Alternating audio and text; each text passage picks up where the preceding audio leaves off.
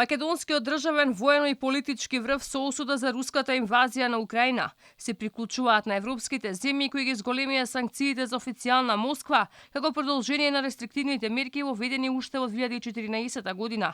Советот за безбедност кој го свика шефот на државата Стево Пендаровски ги осуди воените действија кои Русија ги презема над Украина, кои веќе донесоа загуба на човечки животи и материјална штета. Членовите на Советот констатираа дека безбедносната состојба во земјата е стабилна. Потребно е надлежните институции да продолжат да ги следат состојбите и да изготвуваат можни сценарија согласно развојот на настаните со цел на времено действување. На седницата беше информирано дека земјава има доволно стокови резерви и енергенси е заклучокот на членовите на Советот. Поитната седница, владата го задолжила МНР преку постојаната мисија при Европската Унија во Брисел да извести дека Македонија се приклучува кон новиот пакет на рестриктивни мерки на Советот на ЕУ. Во оваа фаза таргетираните рестриктивни мерки опфаќаат таргетирани мерки за утврден број лица од политиката и бизнисот кои одиграле улога за настанатата ситуација во Украина и за нив се воведува забрана за патување низ земјите на Европска Унија, како и забрана за пристап до финансиските фондови на Унијата.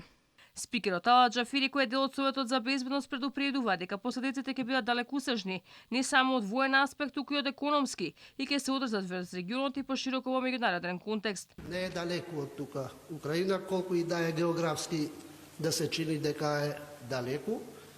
Не е далеку од причина што последиците се далекосежни и многу значни, значи не само од воен аспект или географски аспект, него особено тоа е од економски аспект. Секако ќе има соодветни влијанија и врз регионот и пошироко во светот. Значи не е работа која што треба да се третира само од контекстот дека географски дали сме блиску или далеку. Со осуда се јави и премиерот Димитар Ковачевски. Вели дека војната е најлошиот начин за решавање на недоразбирањата, а агресијата кон Украина била закана за европскиот и светскиот мир.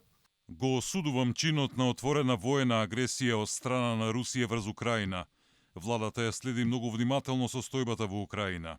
Безбедносната состојба во нашата земја е стабилна и во овој момент не постои директна закана за безбедноста на Македонија. И првиот човек на ВМРО-ДПМН Христијан Мицковски ја осуди ситуацијата во Украина и во статус на Facebook пишува дека територијалниот интегритет на таа земја мора да се почитува. Територијалниот интегритет на Украина, како и на секоја суверена земја, е константа и мора да се почитува, а сите различни ставови во поглед на актуелните прашања да се решат по дипломатски пат.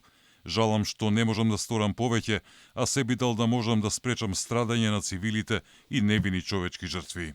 Во однос на македонските граѓани кои се наоѓаат во Украина, државата ги презела неопходните мерки за нивна безбедна евакуација, како и на вработените во нашата амбасада во Киев.